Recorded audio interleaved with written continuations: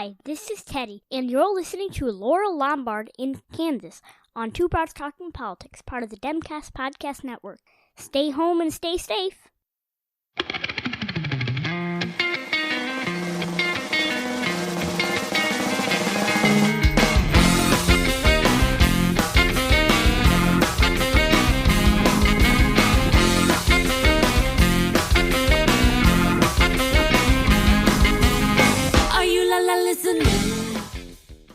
Hi everyone, this is Kelly with Two Broads Talking Politics, part of the Demcast family of podcasts, and I am on today with Laura Lombard, who is running for Congress in Kansas in the 4th District. Hi Laura. Hi Kelly, how are you? Great. So let's start with just some background. Tell me a little bit about yourself and why you're running for Congress.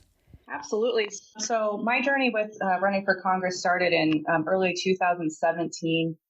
Like many women at the time, I was reacting and responding to the election of Donald Trump in November of 2016. And Trump had nominated Mike Pompeo, who was the congressman here in the 4th District of Kansas at the time. When he became the CIA director, that opened up a seat here in my home district of Kansas. So I was one of 5 Democrats that year, and the first woman, and the only woman, but the first woman after the wake of Donald Trump's election to run for a congressional seat. And I did not get the nomination that time, in good part because I was coming back from Washington, D.C. To run in my home district. But then I ended up supporting James Thompson's campaign then. He didn't win the special election, although it came very close. He and I had a primary election in 2018. He won again last cycle. And then I wasn't going to run actually this year. I had a little boy in October, so I wasn't sure how that was going to work. So I kind of put it on the back burner, at least for the time being. But then the state party called and said, look, Laura, we know you just had a little boy. We'd really like you to still consider running this year. And if you do, Kansas will be running all female candidates at the federal level. So all 4 congressional seats and the Senate seat that's open this year from Pat Roberts. So they called, James Thompson called and also said, virtually the same thing. And I thought to myself, okay, well, I've got a little boy who is amazing and, very even tempered and loves people. And this is a year that we need to be fighting for his future and for our children's future in general. So in February, I agreed to do it, and off and running we went. So here we are. And there's great pictures of you announcing your run, holding your baby. Yeah, that wasn't planned actually. I had him with a friend of mine in the audience, but at the beginning of my speech, I announced that I was running. And the crowd erupted in applause, and it startled him, and he started crying, poor little kid. So I had Tyler, my friend, bring him up to me, and he ended up doing the rest of the speech with me for the duration. So it ended up being a non-planned but great, great way to launch my campaign. I love it. So tell me a little bit then about this district, the Kansas 4th. On paper, it looks fairly red, but as you noted in the special election, it was kind of close. So what does it look like, and what do you think your path to victory is? Sure. The district is evolving, even in the last 3 years since I've been back. It is a red district. I mean, there's no question about that. However, Wichita, which is the main city here, has evolved greatly. We just elected a Democratic mayor, and looking at the electoral map, you can see that the core of Wichita has become extremely blue, and then it kind of fades out from there. When you get more into the suburbs and rural districts. So my focus is going to be on those harder areas.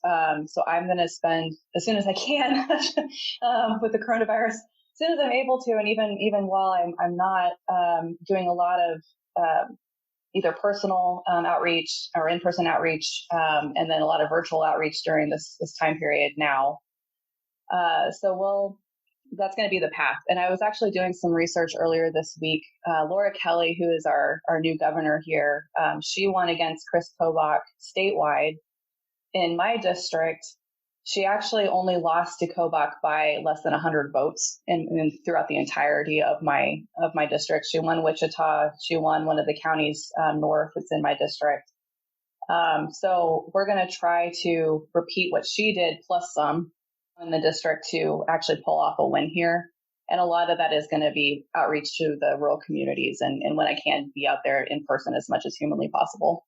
Yeah, so let's talk some then about that, what this quarantine has done to campaigning, what campaigning looks like. What are the ways you're finding that you're still able to reach out to voters, especially with the uncertainty about how long all of this might last?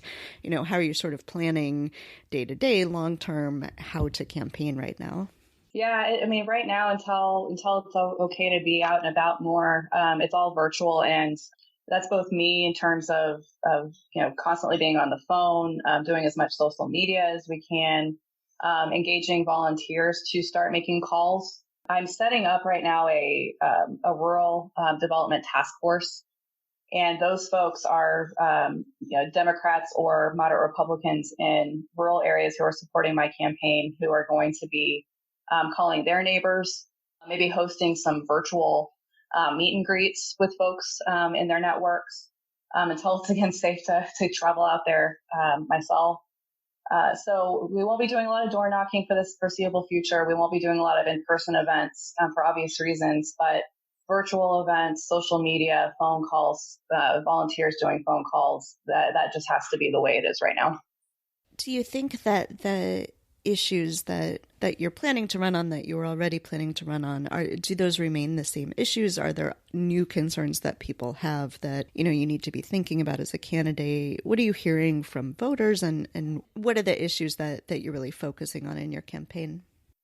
Well, I was going to focus on healthcare anyway, but for, again, obvious reasons, healthcare is going to be an even huger or even more important issue this year. Just coincidentally, we had a rural hospital close about a week and a half ago or so in my district, and that's been a common occurrence across Kansas, not just here. So getting more federal funding in to help rural hospitals is a big issue for my district. And I'll be talking more about that. And of course, just being prepared for these types of emergencies in the future. It has to be, and that's nationwide. That's not just in my district, of course, that's everywhere. So healthcare will be a very prominent feature of my campaign. In terms of other issues right now, I mean, my background is in international trade, and for rural areas that are very dependent on international trade, and particularly with China, that will still be a topic that I will be discussing at great length throughout the campaign, and how Donald Trump's policies have really hurt a lot of my rural areas in this district. So those are two that I was going to talk about anyway. The economic situation obviously compounds that. So talking about how do we get out of this? How do we help our farmers more? And the bill that's going through the Senate, or just passing the Senate rather, and it's going to go through the House, more relief was put into that for our farmers, which is needed. So that part was good. And then lastly, I'm going to be talking a lot about family issues. So, we're seeing this now with paid parental leave or medical leave.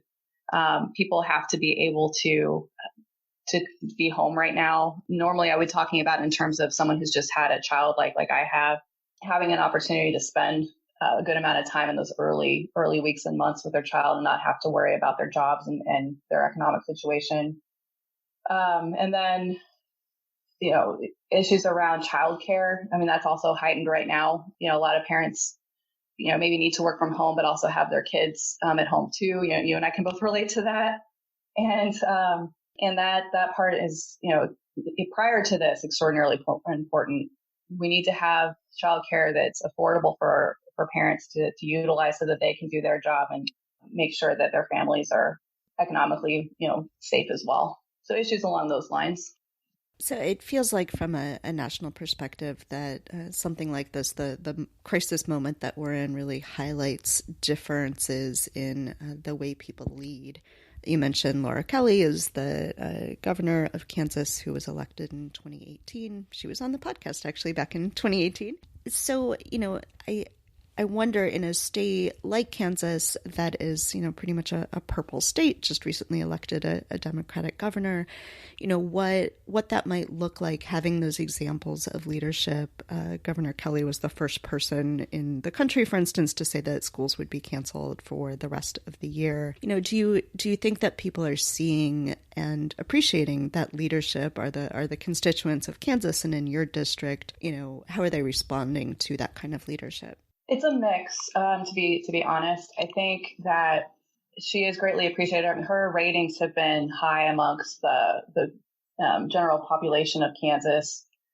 She is getting a lot of pushback in the state level government and the legislature right now, amongst more of your far right conservatives, and it's more of a power play than anything. That I think they don't really like that she is taking the steps that she is, because she is showing real leadership. And that makes them feel, quite frankly, insecure. So they're making decisions based off of their feelings rather than what is necessarily good for the population. I think, it's one of those things where people understand that to fight this virus in this situation, we've got to take measures that we normally wouldn't want to do. And I think overall, the schools are figuring out how to teach their students remotely. That's happening both at the K through 12 level, and a lot of our colleges here are also starting to use more online ways to teach and keep things going. So again, it's a mix, because you do have a strong and loud far right voice here in Kansas that sometimes affects public opinion. But I think overall, she's continued to have high approval rates. She is a real leader. She's a strong leader. She's an example to all of us running. And I think in the end, she's going to come out the hero in this. Yeah, I think so. I live in Illinois, where we also recently elected a Democratic governor, and I've been so grateful that we did. I can't imagine going through this right now in a state with a Republican governor that wasn't paying attention to the science. So as someone who ran before and now has decided to run again, what's your advice to women who are thinking about running for office, who've, maybe gone, maybe someday, maybe when I don't have a 4-month-old baby? What would you recommend to women who are considering this? I think everyone has to look at their individual situation, and, because it is a sacrifice. I mean, there's no question that running for office, it takes a lot of time and effort, and a lot of times your own money to some degree. But I would say strongly consider it. We need women who are mothers. I think that the more of us who do take the plunge and run, and the more of us will have voices in all levels of government, and it's needed. I think our country would be much further ahead. I think we would have paid parental leave for much longer periods of time for everybody if more women, especially mothers, ran and won. I think we would have more affordable childcare. I think we'd have a universal pre-K program. I think we'd have universal health care by now. I think, just in general, we need that voice, and it's lacking. Right now, there are only 23 mothers of small children in Congress. So I would be adding to that voice. But when you think about 23 out of 435 representatives, it's a very small percentage, and we need that voice. So, again, look at your individual situation. Know it's a sacrifice, but also know that you would be doing amazing work and really helping the entire country by having your voice represented. If there are people who want to help out with your campaign right now, while everything is remote, I guess it doesn't really matter where in the country they are. What are the best ways for people to help right now? Yep. So right now, really 2 to 3 different ways. First, of course, is donations. We can't run a campaign without money, and the more donations we have in, the more I'm able to reach voters in different ways. So that's the first. Second is your time in terms of doing phone banking or reaching out to folks via email or texting and whatnot through your networks as well. We do have a virtual phone bank set up. So I can provide folks across the country with the link to the phone bank, so they could call from the comforts of their home during our stay-at-home period here. So those ways. I mean, I think communicating with other people, if you know people in Kansas, particularly in my district, reaching out to them. Those are all the different ways that you can help us right now. So often when I interview parents, I ask them who are running for office, I ask them what their kids think of their run for office, but your son doesn't know any different. You mentioned that he likes being in crowds around people. Obviously, you're not doing a whole lot of that right this moment. But, since you ran before having a kid and are running now with having a kid, what are the differences? What are the challenges in doing that? Yeah, so I guess I'll make two statements about that. One, when I'm doing call time or whatnot, I'm home with him. So in terms of challenges, that he has legitimate baby needs, and sometimes that means that I need to stop my call time and take care of my little one, and that's okay. I mean, it's a balance. You have to find that balance. So that's definitely a difference from last time where I didn't have have that type of distraction, and that's also reflective of the times with needing to be home rather than maybe going to a different location to do my call time as well. So that's one early difference. I will say too, I mean, this is not exactly the part of the question you asked, but he doesn't remember or he doesn't know what I'm doing, but it will become part of his history. And someday he will understand that his mom ran for office while he was a baby, and that he was part of that process and part of that experience. And I hope that that's a positive part of his history that he can take with him throughout his life, and maybe someday will inspire him to run for public office too, if that's what he so chooses. And I think that's a really inspiring part of this election for me versus maybe the past ones. He is the inspiration for this, and he's it's his future that I'm fighting for. Yeah, I think so. I have two sons, and I'm pretty sure that they think that only women can do things like run for office. That's good. That's good. As long as they feel like they could run, down the road themselves at some point. But right now, if they think the only women run for office, that's not a bad thing. Yeah, exactly. Is there anything else that you'd like to make sure that we talk about? No, I think we've covered everything really nicely, and I really appreciate you giving us the opportunity to talk with your audience. It's going to be a challenge, but a challenge that is actually doable this year. And with all that's going on in the world, there may be a window of opportunity here that didn't exist even 2 or 3 years ago in this district. And Ron Estes is vulnerable. He's seen as a yes man here in my district, and that could play well for him, or that could play very badly for him, depending on how it goes over the coming months. So don't count us out here in the 4th District of Kansas. We've got a real shot at it this year, and we're looking forward to a surprise win. Yeah, and I think if anyone didn't understand the importance of Congress, certainly right now in this moment, we understand. Yes, we do. Absolutely. Absolutely. So, and we need real leaders in Congress who are going to, get us through these types of crises when they occur. And 3-4 months ago, I don't think any of us really saw this coming. So you want to have the people in place ahead of time to make sure that you've got real leadership at our federal level to deal with these types of things when they do happen. Absolutely. Well, Laura, thank you so much for joining me on the podcast. And I'm glad your kid and my kids were both good for us. That's right. Yes, they were. And we wish you all the luck in your run for office. And I'm so glad that you decided to step up again and run. Thank you, Kelly. I appreciate it. The Vote Her In segment is a collaboration of Two Broads Talking Politics and author Rebecca Sive. Our segment editor is Rachel Wallstad. Our theme song is called Are You Listening off of the album Elephant Shaped Trees by the band Immunuri, and we're using it with permission of the band. Our logo and other original artwork is by Matthew Weflin and was created for use by this podcast. You can contact us at twobroadstalkingpolitics@gmail.com or on Twitter or Facebook at twobroadstalk. You can find all of our episodes at twobroadstalkingpolitics.com or anywhere podcasts are found.